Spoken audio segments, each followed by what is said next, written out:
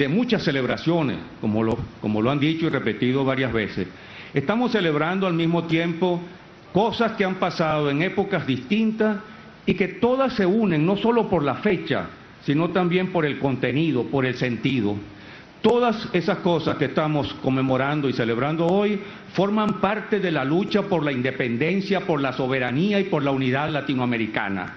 Y esas fechas son hace 18 años, el primer encuentro entre el presidente Chávez, que no era presidente entonces, acababa de salir de la cárcel, y el comandante Fidel Castro, que sirvió para estrechar los lazos entre esta Venezuela nueva que se iba a formar poco después y la eterna luchadora que ha sido la República Hermana de Cuba. Hace 14 años se aprobó, en medio de un clima terrible, de lluvias, de deslaves, con un referéndum, la Constitución Bolivariana de Venezuela. Y hace 8 años se constituyó la Alianza Bolivariana para los Pueblos de América en Cuba, otra vez con una reunión entre el presidente Chávez, ya si era entonces presidente, y el comandante Fidel Castro. Y a esa organización se adhirieron luego todos los países hermanos que se han adherido, que son diversas repúblicas del Caribe y algunos países como Nicaragua, como Ecuador, como Bolivia, que incluso le agregó unas nuevas siglas al ALBA, PCT, o sea, perdón, TCP, Tratado Comercial de los Pueblos. Bien, y estamos conmemorando y celebrando el 15 de diciembre de 1812, que es la fuente y el punto de partida de todas estas cosas que han pasado y de todas esas otras efemérides que he mencionado.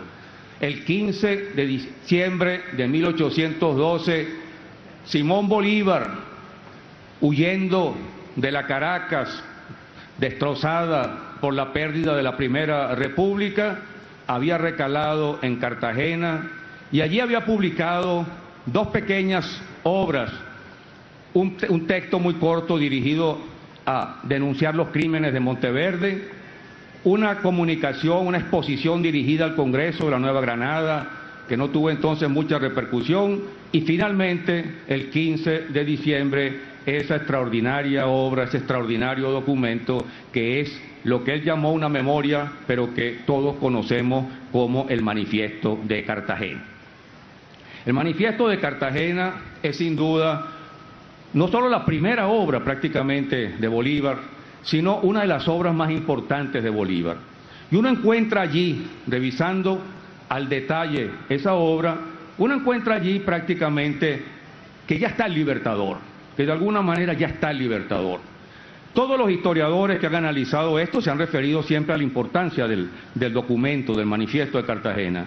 Pero uno de los biógrafos de Bolívar, de los buenos biógrafos de Bolívar, entre muchos, Gerhard Masur, por cierto era alemán y vivió varios años en Colombia, llegó a decir una frase que a mí me gusta mucho. Llegó a decir que si Bolívar había nacido en Caracas, el Libertador había nacido en Cartagena. Y es una frase realmente hermosa, porque en ese documento uno encuentra prácticamente ya al Bolívar que va a ser el Libertador americano. Ahora bien, hay una pregunta que uno se haría. ¿Por qué en Cartagena? ¿Por qué estaba Bolívar, un caraqueño, un hijo de la infeliz Caracas, como se hace llamar él mismo en ese manifiesto? ¿Por qué estaba allí en Cartagena? La respuesta es muy sencilla. Porque se había perdido la Primera República, la primera patria que intentamos construir, se había perdido en ese año de 1812. Y porque, a pesar de que estaban divididos entre los federalistas y los centralistas en la Nueva Granada, y a veces luchaban más entre ellos que contra los españoles, la Nueva Granada todavía era un territorio donde había patria, y Cartagena era una ciudad libre en la cual se estaba luchando por esa patria. Esa es la respuesta fundamental. Pero hay que preguntarse entonces, ¿qué había pasado en Venezuela? En Venezuela habían pasado cosas sumamente importantes. En 1811 pasaron cosas fundamentales para Venezuela y para América. En 1811, el 5 de julio, Venezuela, y Caracas concretamente, Venezuela declaró su independencia de España. La primera independencia de una colonia española y una independencia rotunda, sin medias tintas, sin cortapisas. Y el 21 de diciembre de 1811, el Congreso de Venezuela aprobó la primera constitución de esta América entonces española, una constitución claramente republicana. Realmente fueron dos hechos fundamentales. Pero en 1812 fue un año trágico, fue un año verdaderamente de dificultades y de problemas enormes. Y en ese año justamente se terminó perdiendo la República en medio de un verdadero desastre, de una verdadera crisis, de una descomposición profunda. Y justamente la parte central de este manifiesto de Cartagena la dedica Bolívar a analizar las causas de ese fracaso, de esa derrota, de ese desastre. Las analiza con una densidad enorme, con una gran profundidad, con un lenguaje claro, contundente. El Bolívar que ha huido de alguna forma de la Caracas derrotada aparece ya como un líder, como un teórico, como alguien con una visión clara de lo que es América, de lo que es nuestra América y de lo que es la lucha por la independencia de nuestro continente. Pero el centro está dedicado, como dije, a analizar esas cosas. Yo no tengo tiempo, por supuesto, de detallarlo, porque probablemente esto no sea el espacio y además el tiempo es absolutamente limitado. Pero fundamentalmente Bolívar plantea varias cosas allí. Las razones de ese fracaso son, en primer lugar, el sistema liberal. No es que él condene teóricamente el sistema liberal, pero sí condena un sistema liberal absolutamente extremo, extremadamente radical, que no tenía ninguna cabida en una república que se estaba creando en ese momento, que no tenía ninguna experiencia anterior, que estaba en formación y que además, para remate, estaba enfrentando una guerra contra el colonialismo español. Esto era una verdadera barbaridad, un verdadero disparate. En segundo lugar, condenaba que por temor a la tiranía o a un gobierno fuerte, los liberales del Congreso habían preferido crear un ejecutivo formado por un triunvirato, por tres presidentes que se rotaran. Justamente cuando haciendo una guerra contra el Imperio Español y contra los enemigos internos se requería una unidad de mando, un gobierno único, un gobierno fuerte que fuera la única forma de enfrentarlo. En tercer lugar, Bolívar se refiere también dentro de del peso de esa misma óptica liberal extrema, excesivamente individualista y filantrópica, como él la llama, el temor a tener un ejército. El temor a crear un ejército. Imagínense entonces un país nuevo que está luchando contra el Imperio Español y contra los enemigos internos y no quiere tener un ejército, quiere tener solamente una milicia. Y las milicias no son malas, nosotros tenemos una milicia excelente, pero eso es otra cosa. La milicia que se intentaba crear, una milicia costosa, una milicia impreparada, una milicia que no tenía suficiente formación y que no estaba en capacidad de combatir contra fuerzas profesionales, y esa fue una de las razones claras de la derrota. Bolívar señala una cuarta cosa, y esa cuarta cosa es la impunidad, algo que nosotros conocemos muy de cerca. Eso que decía Bolívar, que en esa actitud filantrópica se perdonaba a todos los que conspiraban, incluso se los estimulaba de alguna forma a conspirar. Hay una frase famosa que todos recordamos y que todos citamos: a cada conspiración seguía un perdón y a cada perdón una nueva conspiración que luego era también perdonada. Cuando el Marqués del Toro fracasó tratando de parar la rebelión de Valencia y se nombró finalmente a Miranda para que lo hiciera, y Miranda lo hizo con un gran costo, muertos, heridos, violencia, pero recuperó la ciudad, el Congreso perdonó a todos los conspiradores y acusó a Miranda de ser demasiado violento. Ese es quizá uno de los ejemplos más contundentes de eso que decía Bolívar. Y en quinto lugar está el tema del terremoto. El terremoto que llamamos de Caracas, y que no fue solo de Caracas, es de Venezuela, el 26 de marzo de 1812 destruyó la mitad de Venezuela y destruyó fundamentalmente la parte controlada por los patriotas. Las ciudades que más sufrieron fueron La Guaira, Caracas, Barquisimeto, El Tocuyo y Mérida. Y la parte controlada por los enemigos de la independencia prácticamente no sufrió. Y Bolívar dice que con un gobierno más fuerte y más claro se ha podido enfrentar las terribles consecuencias del terremoto, pero lo relaciona además con la actitud de la Iglesia. Y la actitud de la iglesia venezolana en ese momento fue absolutamente negativa, porque esa iglesia estaba a favor de Fernando VII, del poder absoluto, enemiga de la independencia, con las excepciones de siempre.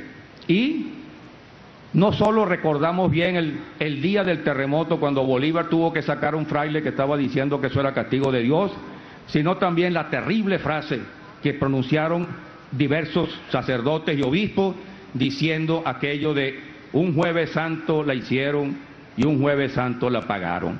El 19 de abril fue jueves santo, el 26 de marzo del 12 fue el jueves santo, y la iglesia metió irresponsablemente a Dios en la política, y no solo lo metió, sino que lo metió para ponerlo al lado de Fernando VII y en contra de la independencia. Hay otras cosas más que dice Bolívar, habla del papel moneda y habla de otras cosas, pero eso, bueno, no, repito, no tengo tiempo de referirme a todo. Ahora, yo quisiera decir algunas cosas más sobre el manifiesto de Cartagena. Algunas son algunas críticas. La verdad es que no hay ningún documento que sea perfecto. Pese a su gran valor, a su profundidad, a su densidad, hay algunas cosas que faltan o que se plantean probablemente no de la mejor manera en el documento bolivariano, en esa gran obra bolivariana. Bolívar personaliza demasiado el fracaso en Miranda. Bolívar le echa la culpa de todo a Miranda. Y Bolívar incluso omite señalar su propia responsabilidad. Y allí tuvieron responsabilidad todos. Es que todos los que dirigieron en distintos niveles tuvieron también diversos niveles de responsabilidad. Y todos fallaron. Y esto no es de extrañarnos. Ninguna revolución verdadera comienza con éxitos. Ninguna revolución verdadera comienza con triunfos. Sería muy fácil hacer las revoluciones entonces. Las revoluciones suelen comenzar con fracasos, con cárceles, con muertos, recibiendo golpes. Y lo que hace que las revoluciones triunfen es el valor, la organización, la consecuencia, seguir luchando, seguir aprendiendo los errores, seguir avanzando para lograr los triunfos que se necesitan. Y justamente es eso lo que va a intentar Bolívar, como voy a tratar de demostrar. Pero hay otra cosa más que le falta al manifiesto de Cartagena, y es algo que Bolívar todavía no ha entendido. La razón, si no la razón fundamental, por lo menos una de las razones fundamentales del fracaso, además de todas las que señala Bolívar en ese documento, es la falta de pueblo. La indiferencia y hasta la oposición de la mayor parte del pueblo a esa causa independentista en ese entonces. Los esclavos, los pardos, la mayor parte de los pobres y los explotados, evidentemente no se manifestaron a favor de la independencia y en muchos casos se manifestaron en contra. Y esto también es comprensible, esto no es nada difícil de entender. Lo raro habría sido lo contrario.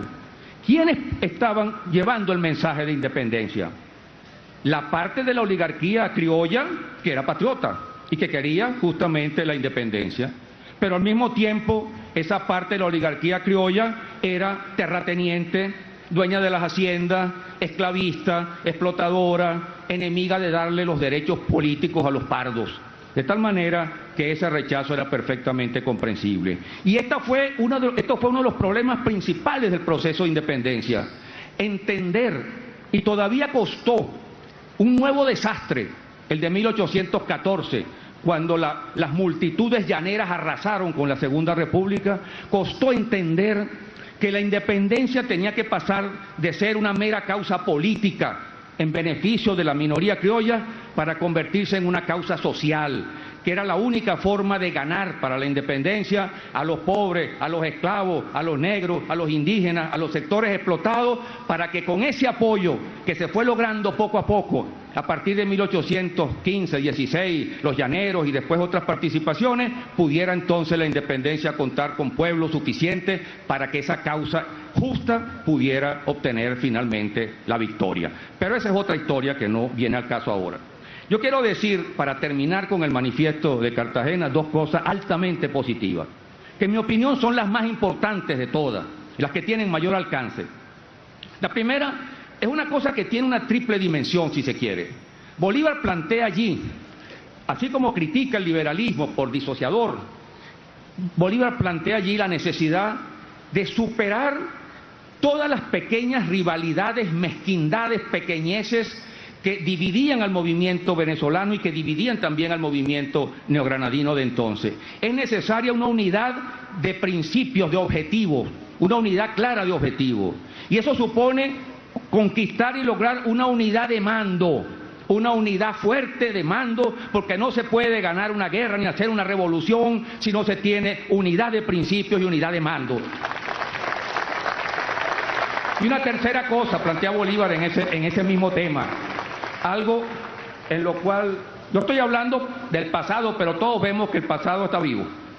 Y otra cosa que plantea Bolívar dentro de esa misma exposición es la necesidad de la ofensiva. La necesidad de la ofensiva. No se puede hacer una guerra de independencia y una revolución a la defensiva. Hay que estar siempre a la ofensiva, hay que tener siempre la iniciativa, y es así como se avanza.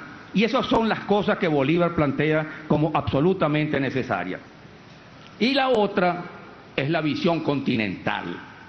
En ese documento vemos a un Bolívar que, así como pide ayuda para Venezuela, está dispuesto a dar más adelante ayuda de Venezuela para Colombia, y que entiende perfectamente, y lo dice, que el problema no es liberar pedazos de este territorio, que la lucha es una lucha continental, es una lucha, aunque él no lo dice en esos términos, por la patria grande, no lo dice todavía en esos términos, es una lucha continental, que mientras haya un pedazo de este territorio, de este continente, sometido a los españoles, ninguna república independiente estará segura de sí misma, y que esa lucha se tiene que ganar en términos continentales.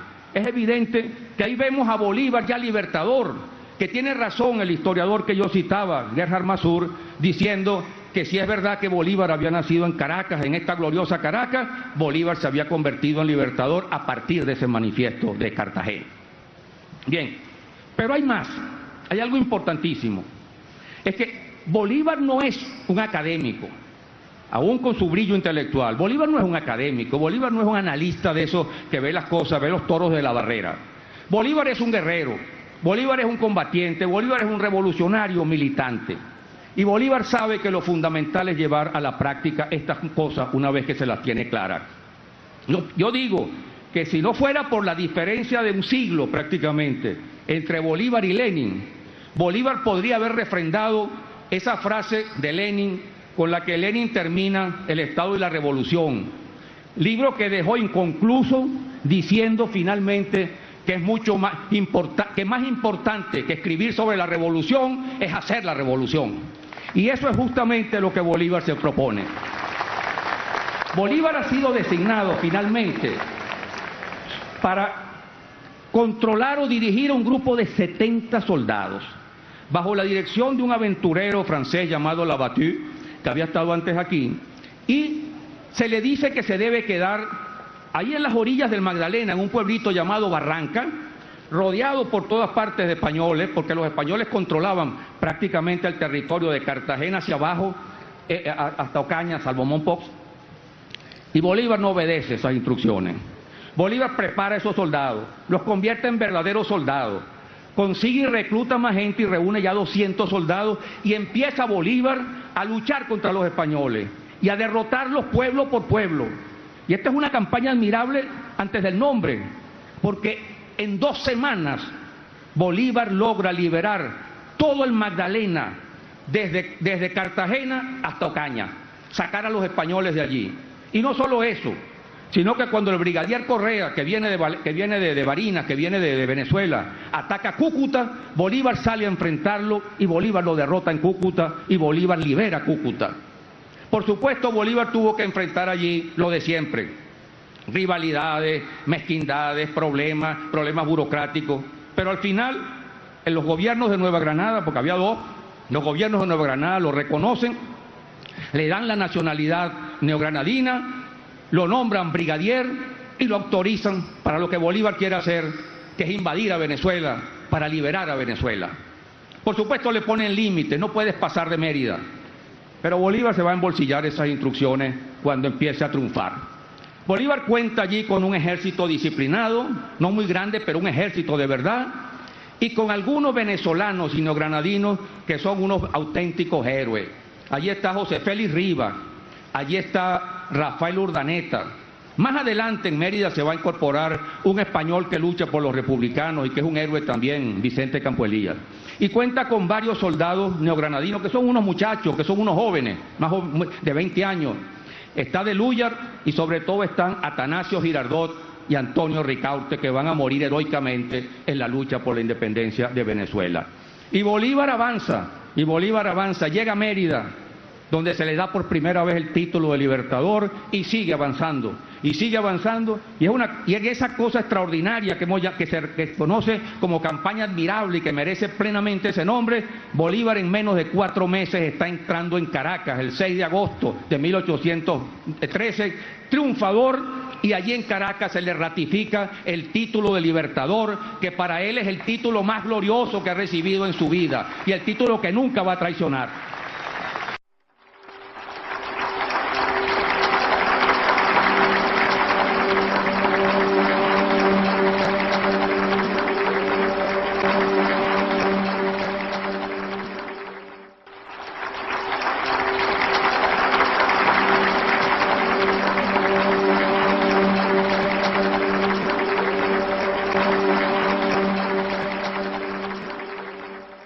Años se constituyó la Alianza Bolivariana para los Pueblos de América en Cuba, otra vez con una reunión entre el presidente Chávez, ya si era entonces presidente, y el comandante Fidel Castro. Y a esa organización se adhirieron luego todos los países hermanos que se han adherido, que son diversas repúblicas del Caribe, y algunos países como Nicaragua, como Ecuador, como Bolivia, que incluso le agregó unas nuevas siglas al ALBA.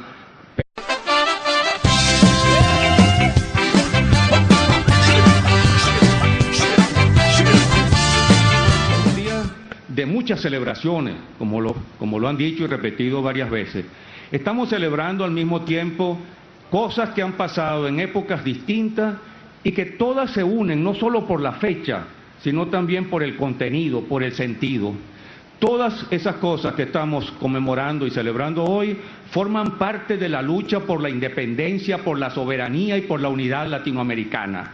Y esas huyendo de la Caracas, destrozada por la pérdida de la Primera República, había recalado en Cartagena y allí había publicado 2 pequeñas obras, un texto muy corto dirigido a denunciar los crímenes de Monteverde, una comunicación, una exposición dirigida al Congreso de la Nueva Granada, que no tuvo entonces mucha repercusión, y finalmente el 15 de diciembre esa extraordinaria obra, ese extraordinario documento que es lo que es PCT, o sea, perdón, TCP, Tratado Comercial de los Pueblos. Bien, y estamos conmemorando y celebrando el 15 de diciembre de 1812, que es la fuente y el punto de partida de todas estas cosas que han pasado y de todas esas otras efemérides que he mencionado.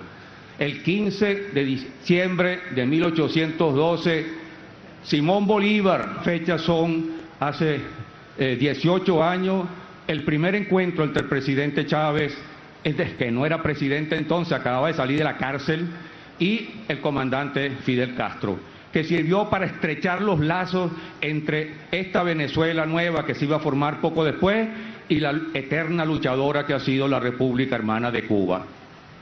Hace 14 años se aprobó, en medio de un clima terrible, de lluvias, de deslaves, con un referéndum, la Constitución Bolivariana de Venezuela. Y hace